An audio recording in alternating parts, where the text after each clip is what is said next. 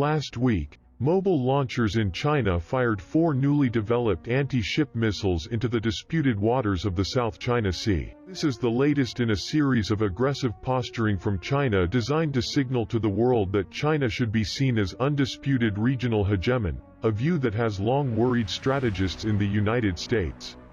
To understand what's driving the conflict in the South China Sea, one needn't look very far. Half of the world's tonnage of maritime merchant goods pass through the South China Sea, meaning whoever has control of these waters has control of the global economy, at least in times of peace. Managing and protecting trade networks like these, while not easy, is incredibly lucrative. Nations that are in control of global trade have huge influence in the terms of trade. Volume, currency used, even what buyers and sellers are or aren't permitted on the market. Control like that brings immense wealth, and the United States has benefited from a world trade system that has used dollars, laid sanctions on America's enemies, and provided stability to its own economic interests around the world. Up until very recently, the attitude towards the rise of China among military leadership has been, wait and see. But during the Bush administration, when it was revealed that China was engaging in large-scale militarization, Western leadership began the scramble to prepare for an anticipated large-scale war of civilizations. Central to this effort was Obama's pivot to Asia, where the American military began the long process of equipping and training themselves for the first peer conflict facing America since the Korean War. Despite appearances, meeting China in the South China Sea will take more than a pivot. That kind of war may prove to be too great a challenge for Western militaries. Central to this entire conflict is what is often called a Thucydides trap.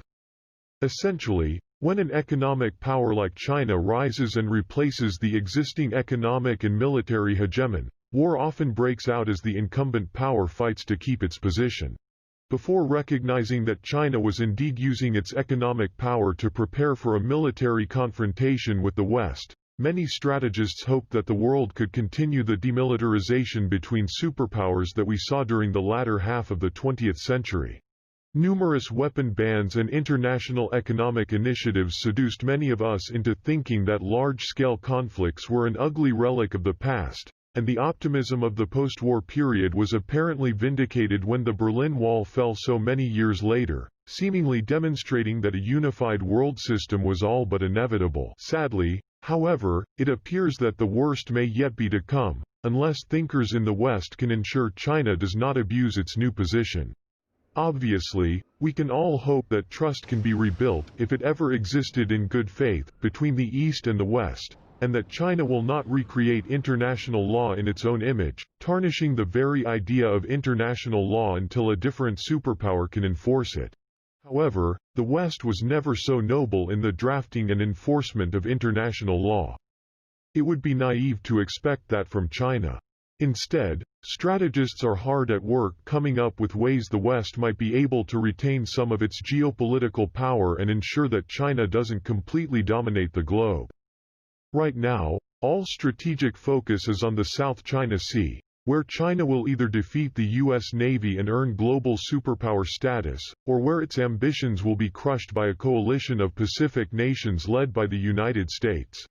A battle for the South China Sea would be the steepest challenge the U.S. Navy has faced in generations, and the latter option seems increasingly unlikely. While China's military capability, designed specifically to exploit key advantages the Chinese enjoy in personnel and organization, is rapidly developing, Western militaries, highly dependent on once cutting-edge technology, are becoming obsolete. As China continues to develop economically, it is seemingly inevitable that the West will lose what little advantages it has in high technology and brute military strength. At that point, the West will have few options to challenge Chinese geopolitical power. The first option would be to expand their military partnerships. Adding India into NATO, or a specially drafted alliance to deal with China, seems likely. A second option would be an ACE, or secret weapon or tactic developed during America's long period as unchallenged hegemon. Cyber warfare seems likely as a force equalizer in future conflicts. Another option, always in extreme danger in Thucydides' traps, is a first strike scenario. Historically speaking, first strikes are the preferred way of batting away potential challengers, and are often how large-scale conflicts between great powers start. If America sees an opportunity to ruin the Chinese economy or military before China could credibly pose a threat in the Pacific, I'm sure strategists would seize upon that chance.